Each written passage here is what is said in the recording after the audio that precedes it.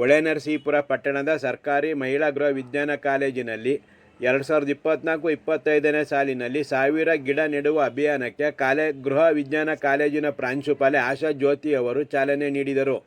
ಗಿಡ ಮರಗಳು ಇಲ್ಲದ ಕಡೆಗಳಲ್ಲಿ ಅನೇಕ ಪ್ರಕೃತಿ ವಿಕೋಪಗಳಾಗುತ್ತಿದೆ. ಉದಾಹರಣೆಗೆ ನಮ್ಮ ದೇಶದ ರಾಜಧಾನಿ ದೆಹಲಿಯಲ್ಲಿ 51 ಡಿಗ್ರಿ ಉಷ್ಣಾಂಶವಿದೆ. ಮುಂದೆ ಇದೇ ರೀತಿ ನಮ್ಮಲ್ಲೂ ಆಗಬಹುದು. ಆದ್ದರಿಂದ ಸಸಿಗಳನ್ನು ನೆಟ್ಟು ಪೋಷಿಸಿ ಮರವಾಗಿ ಬೆಳೆಸಿ ಎಂದು ಸರ್ಕಾರಿ ಗೃಹ ವಿಜ್ಞಾನ ಕಾಲೇಜಿನ ಪ್ರಾಂಶುಪಾಲೆ ಆಶಾ ಜ್ಯೋತಿ ಕರೆ ಕೊಟ್ಟರು. ಪರಿಸರ ದಿನದಂದು ಸಸಿ ನೆಟ್ಟು ಸುಮ್ಮನಾಗಬಾರದು. ಒಬ್ಬೊಬ್ಬರು ಒಂದೊಂದು ಸಸಿ ನೆಟ್ಟು ಮರವನ್ನಾಗಿಸುವ ಜವಾಬ್ದಾರಿ ತೆಗೆದುಕೊಳ್ಳಬೇಕು. ಗಿಡ ಮರಗಳು ನಮ್ಮ ಜೀವನಕ್ಕೆ ಅವಶ್ಯವಾದ ಆಮ್ಲಜನಕ ನೀಡುತ್ತದೆ. ಆಮ್ಲಜನಕ ಇಲ್ಲದಿದ್ದರೆ ನಾವು ಬದುಕಲು ಸಾಧ್ಯವೇ ಆಗುವುದಿಲ್ಲ. ಆದ್ದರಿಂದ ಸಸಿಗಳನ್ನು ನೆಟ್ಟು ಬೆಳೆಸಿ ಎಂದರು.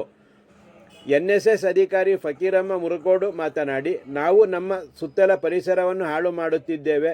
ಪರಿಸರ ಕಾಪಾಡಿಕೊಳ್ಳಬೇಕು. ಪರಿಸರದಲ್ಲಿ ಪ್ರತಿದಿನ ನಮ್ಮ ವಾಹನಗಳ ವಿಷಾನಿಲ ಸೇರುತ್ತಿದೆ. ಗಿಡ ಮರಗಳು ಇಂಗಾಲದ ಡೈಆಕ್ಸೈಡ್ ಹೀರಿಕೊಂಡು ಆಮ್ಲಜನಕ ನೀಡುತ್ತದೆ. ಆದ್ದರಿಂದ ಗಿಡಗಳನ್ನು ಬೆಳೆಸಿ ಎಂದು ತಿಳಿಸಿದರು.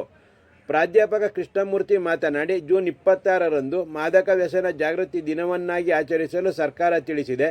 ದೇಶದ 16 ಕೋಟಿ ಜನರು ಮದ್ಯಪಾನ ಮಾಡುತ್ತಾರೆ. ಇದರಲ್ಲಿ 5% ಜನರು ಮದ್ಯಪಾನಕ್ಕೆ ದಾಸರಾಗಿದ್ದಾರೆ. ಯಾವುದೇ ಮಾದಕ ದ್ರವ್ಯಕ್ಕೆ ವ್ಯಸನಿಗಳಾದರೆ ಬದುಕು ನಾಶ ಆಗುತ್ತದೆ. ಆದ್ದರಿಂದ ಮಾದಕ ವ್ಯಸನ ದೂರ ಇರಿ ಎಂದರು. ಮಾದಕ ವಸ್ತು ಬೇಡ, ನಮಗೆ ಜೀವನ ಬೇಕು ಎಂದು ಪ್ರಮಾಣ ವಚನ ಬೋಧಿಸಿದರು. ವಿದ್ಯಾರ್ಥಿನಿಯರು ಕಾಲೇಜಿನ ಆವರಣದಲ್ಲಿ ಸಸಿಗಳನ್ನು ನೆಟ್ಟು ಬೆಳೆಸುವ ಪ್ರತಿಜ್ಞೆ ಮಾಡಿದರು. ಪುರಸಭಾ ಆರೋಗ್ಯಾಧಿಕಾರಿ ವಸಂತ್, ಪ್ರಾಧ್ಯಾಪಕರಾದ ಶ್ವೇತಾ ನಾಯಕ್, ಜಯಚಂದ್ರ, ಅಶೋಕ್, ಗಣೇಶ್, ರೋಟರಿ ಸಂಸ್ಥೆಯ ನಿಯೋಜಿತ ಅಧ್ಯಕ್ಷ ಸಂತೋಷ್ ಕುಮಾರ್ ಹಾಗೂ ಇತರರು ಕಾರ್ಯಕ್ರಮದ ಉದ್ದೇಶ ಇಷ್ಟೇ.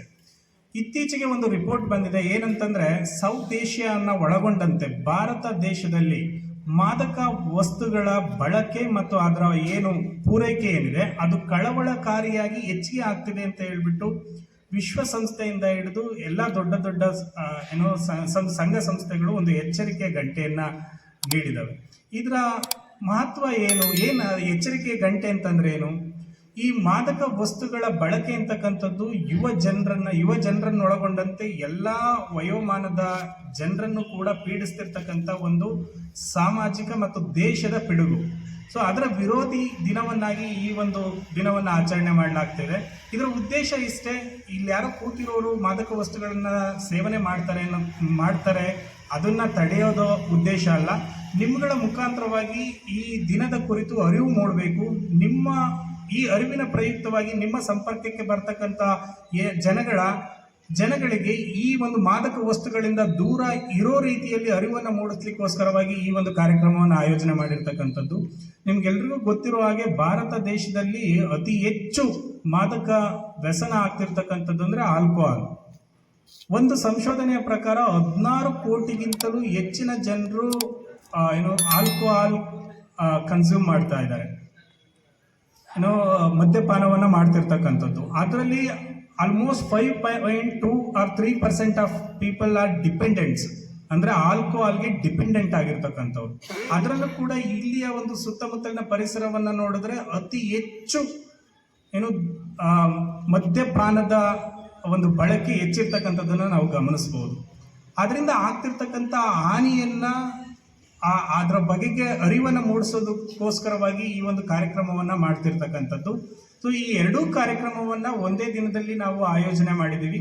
ಸೊ ಈ ಕಾರ್ಯಕ್ರಮದಲ್ಲಿ ಭಾಗಿಯಾಗಿರ್ತಕ್ಕಂಥ ಎಲ್ರಿಗೂ ಕೂಡ ಮತ್ತೊಮ್ಮೆ ಸ್ವಾಗತವನ್ನು ಕೋರ್ತಾ ಈಗ ತಾನೇ ಆಗಮಿಸಿದಂಥ ಪುರಸಭೆಯ ವಸಂತ್ ಕುಮಾರ್ ಸರ್ ಅವರಿಗೆ ಕಾರ್ಯಕ್ರಮಕ್ಕೆ ಆತ್ಮೀಯ ಸ್ವಾಗತವನ್ನು ಕೋರ್ಲಿಕ್ಕೆ ಬಯಸ್ತೇನೆ.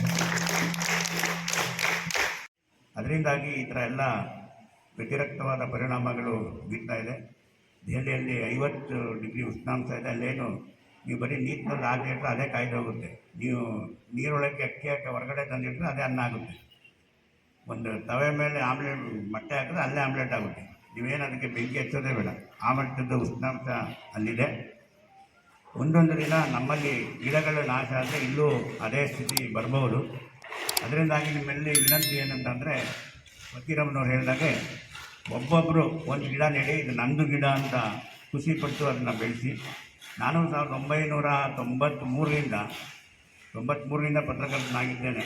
ಅವಾಗಿಂದನೂ ನೋಡ್ತಾ ಇದ್ದೀನಿ ಎಲ್ಲ ಕಡೆ ಈ ಥರ ಹೊಳೆನರಸೀಪುರದಲ್ಲಿ ಗಿಡ ನೆಡೋ ಕಾರ್ಯಕ್ರಮಗಳು ನಡೀತಾ ಇದೆ. ಎಲ್ಲರೂ ನೆಟ್ಟಿರೋ ಗಿಡಗಳೆಲ್ಲ ಇದ್ದಿದ್ದು ಇವತ್ತು ಹೆಚ್ಚು ಕಡಿಮೆ ಒಳ್ಳೆ ನರಸೀಪುರ ಅರ್ಧ ಕಾಡಾಗಿರ್ತಾ ಇತ್ತು. ಆದರೆ ನಾವೊಂದು 100 ಗಿಡ ನೆಟ್ಟರೆ ಒಂದು 20 ಗಿಡ ಉಳಿತಾ ಇದ್ದಾವೆ. ನಾನು ನೆಟ್ಟ 3 ಗಿಡ ಅಂತ ಈಗಾಗಲೇ ಮರ ಆಗಿದೆ. ಒಂದು ತಾಲೂಕು ಆಫೀಸ್ ಕಾಂಪೌಂಡಲ್ಲಿ, ಒಂದು ಮಹಾತ್ಮ ಗಾಂಧಿ ಉದ್ಯಾನವನದಲ್ಲಿ ಮತ್ತು ನರ್ಸಿಂಗ್ ಕಾಲೇಜ್ ಕಾಂಪೌಂಡಲ್ಲಿ. ನಾನು ಅವಾಗವಾಗ ಗಮನಿಸ್ತಾ ಇರ್ತೀನಿ, ನಾನು ನೆಟ್ಟಿರೋ ಗಿಡ ಇದು, ನೀರು ಹಾಕಿ ಗೊಬ್ಬರ ಹಾಕಿ ಅಂತೇಳಿ. ಆ ಥರ ಒಬ್ಬೊಬ್ಬರು ಒಂದೊಂದು ಗಿಡನ ನೀವೆಲ್ಲೋ ನೆಡಬೇಕು ಅಂತಿಲ್ಲ, ನಿಮ್ಮ ಜಮೀನಲ್ಲೇ ನೆಡಿ, ಇದು ನನ್ನ ಗಿಡ, ಬೇಕಾದ್ರೆ ನಿಮ್ಮ ಹೆಸರು ಬರೀರಿ ಅದ್ರ ಮೇಲೆ ಬೋರ್ಡ್ ಹಾಕಿ, ಅದನ್ನು ಬೆಳೆಸಿ. ಅದು ಒಂದು ಅತ್ಯುತ್ತಮವಾದ ದೇಶ ಸೇವೆ. ಏನು ಇಲ್ಲದಿದ್ರೂ ಬದುಕ್ಬೋದು, ಆಮ್ಲಜನಕ ಇಲ್ಲದೆ ಹೋದರೆ ಬದುಕೋಕ್ಕಾಗಲ್ಲ. ಅದರಿಂದಾಗಿ ಆಮ್ಲಜನಕ ನೀಡುವಂಥ ಗಿಡಗಳನ್ನ ನೀವೆಲ್ಲ ನೆಡಿ. ಒಬ್ಬರು ಒಂದು ಗಿಡ ನೆಡಿ ಸಾಕು. ತುಂಬ ಏನು ಆ ಥರದ್ದೆಲ್ಲ ರಿಸ್ಕ್ ತೊಗೊಳಕ್ಕೆ ಬೇಡ. ಒಂದು ಗಿಡ ನೆಟ್ಟು ಅದನ್ನು ಬೆಳೆಸುವಂಥ ಜವಾಬ್ದಾರಿ ತೊಗೊಂಡು